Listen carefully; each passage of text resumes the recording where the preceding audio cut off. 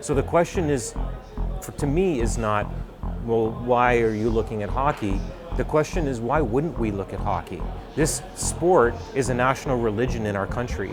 And I would think that people would want hockey organizations to be held accountable and to be held to the highest standard. Questioning hockey culture in this country can be controversial. There's a lot of people who, for whatever reason, it just feels like they want to bring the game down. They want to tear the game down. But it's something TSN's Rick Westhead doesn't shy away from. How do you take something so horrible and try to find something positive in that? In 2021, Westhead broke the story of Kyle Beach, a Chicago Blackhawks player sexually abused by a member of the team's staff. And months later, he reported on a secret fund used by Hockey Canada to settle sexual assault allegations. The revelations caused national outrage and resulted in parliamentary hearings. There needs to be new leadership within Hockey Canada. Westhead says that over the last 4 years, he gets at least one tip a week about another story of abuse in sports, and often specifically hockey. He's compiled many of these and other stories in his new book, We Breed Lions, Confronting Canada's Troubled Hockey Culture. I sat down with Rick Westhead at the Shark Club Sports Bar in Vancouver. Rick, pleasure to sit down and chat with you about your book. It has dozens of stories, some proven in court, some allegations of sexual assault, sexual misconduct, indecent acts by junior hockey players, by coaches. What do you hope the impact of this book is going to be? Well, it has all those things, as you say, but there's also light in this book, right? I think it's an opportunity to document a lot of the cases that have happened in hockey throughout the years, but I'm also spotlighting programs where coaches and organizations are carving a different path forward. I don't want to keep dwelling on the darkness, but really the majority of your book does kind of go through these stories that are really difficult to read. And I wonder, as the journalist who connected with all these people who came forward to tell these stories, was there anything in particular that you found most unsettling? One story stands out. I talked with a man who I play hockey with recreationally in Toronto, and he told me that his son had played junior A hockey in 2019 and that his experience had been 10 out of 10. So we went for breakfast in our neighborhood in Toronto and spoke with this young man about his hockey experience. And he said on the ice everything was amazing, but off the ice he would give his playing junior hockey a 5 out of 10 if he was scoring it for off ice. And I said, why? And he went through and talked to me about the rookie duties that he had to perform through the course of that season, how rookies were treated by veterans. And one example he gave me was about the hot box. And for people who don't follow junior hockey, he explained that he was tapped on the shoulder one day, called to the back of the bus. He and the other rookie players were told to strip, take their clothes off, and they all had to jam together inside the bathroom at the back of the bus. And they were only allowed out after about half an hour. Again, this is not 20 or 30 years ago. This was a story from 2019. In the subtitle of your book, you make reference to Canada's troubled hockey culture. So do you think that there's something inherent about hockey that makes this abuse more likely as opposed to other sports? At the junior hockey level, you've got situations where boys as young as 14 or 15 are leaving their family homes to live with billet families. And Sheldon Kennedy pointed this out to me. When he left for junior, he'd never shaved before. And instantly, he was a teammate with men who had full beards, 20-year-olds.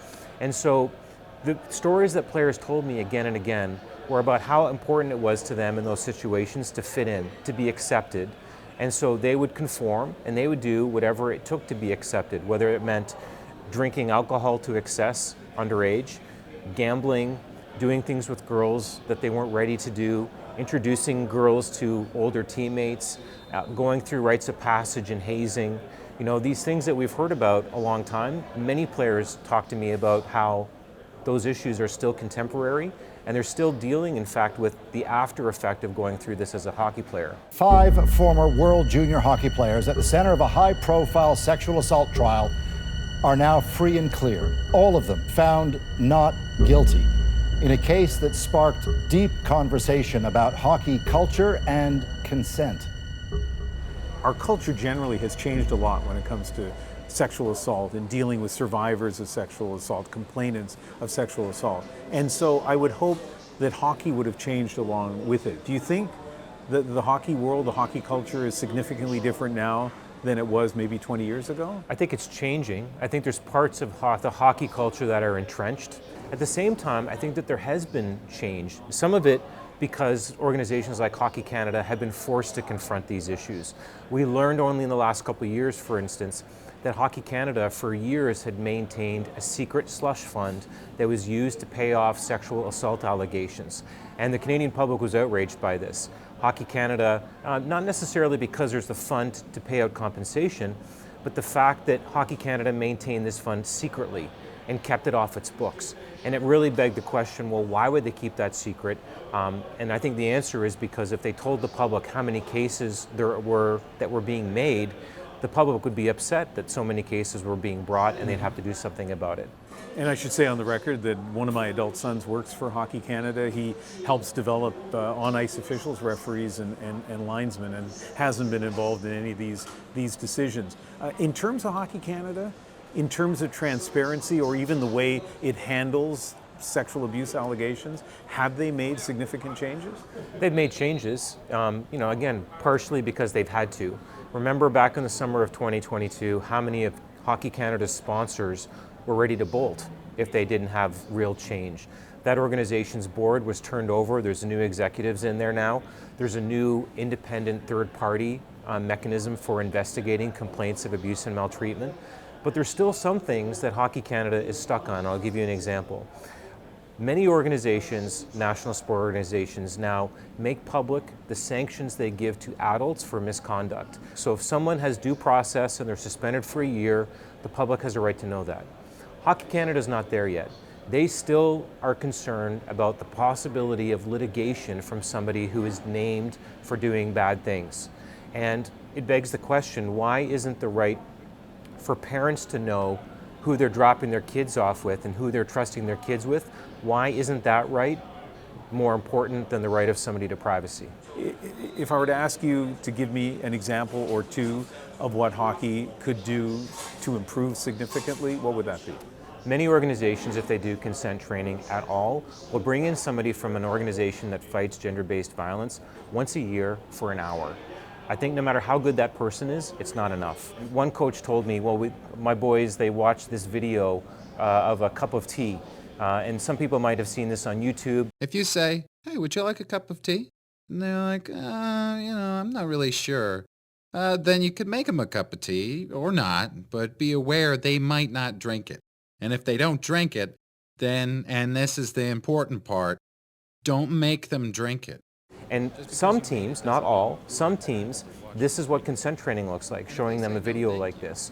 The Peterborough Petes are a different example. So this Ontario Hockey League Major Junior team opened their doors to a man named Luke Ben Veltson several years ago. No means no, exactly right. Luke's from Australia, he can't skate. But he came in with training on how to speak about issues of consent, and the team gave him unfettered access to the locker room. So he was there, he put the time in, he built up trust with players to have these vulnerable conversations about what was going on in their lives. That's a roadmap for other teams to follow. I think it would be easy for somebody to read about this book, maybe not even read the book, and think, here's a guy who kind of hates hockey.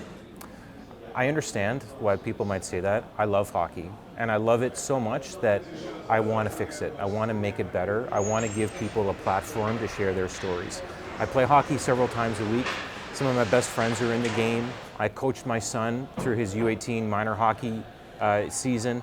And when he was sick with cancer and at Sick Kids Hospital during the pandemic, the people in our hockey community surrounded my family with love and helped us get through that extraordinarily tough time.